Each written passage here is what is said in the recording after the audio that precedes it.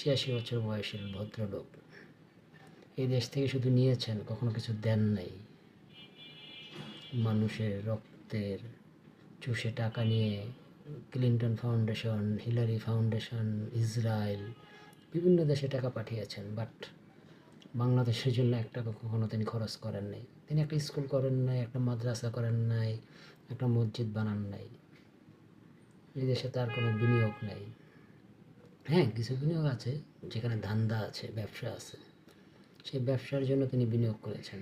But এই দেশের উন্নয়নের জন্য, মানুষের কল্যাণের জন্য ডক্টর ইউনূসের এক টাকাও বিনিয়োগ নেই। আপনাদের মনে আছে কিনা জানি না, গত বছর ফেনীতে এই সময় বন্যা হয়েছিল, আজকেও বন্যা হচ্ছে।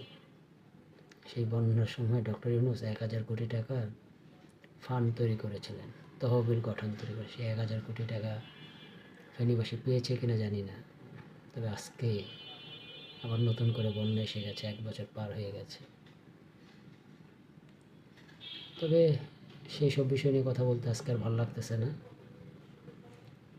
মিটফোর্ড হাসপাতাল, স্যার সলিমুল্লাহ মেডিকেল কলেজ, প্রকাশ্য দিবালোক, বিভৎস এক মৃত্যু, জুলাই আন্দোলন, বৈষম্য বিরোধী বাংলাদেশ, স্বাধীন বাংলাদেশ। এমন একটা স্বাধীন বাংলাদেশ আমরা চেয়েছি, যেখানে ইচ্ছে মতো যাকে তাকে যখন যেখানে খুশি পিটিয়ে মেরে ফেলা যায়। এই বিভৎস মৃত্যু, এত নির্মম, জঘন্যতম কর্মকাণ্ড বাংলাদেশ অতীতে কখনো দেখে নাই। ডক্টর ইউনূস এবং জুলাইয়ের লাল বিপ্লবীদের উপহার বাংলাদেশের মানুষের জন্য। ধর্ষণের কথা তো বলেই বা ধর্ষণ তো প্রতিনিয়ত হচ্ছে, এখানে সেখানে ওখানে। নিউজ তো কেউ করে না, কারণ নিউজ করতে গেলে তো চাকরি চলে যায়।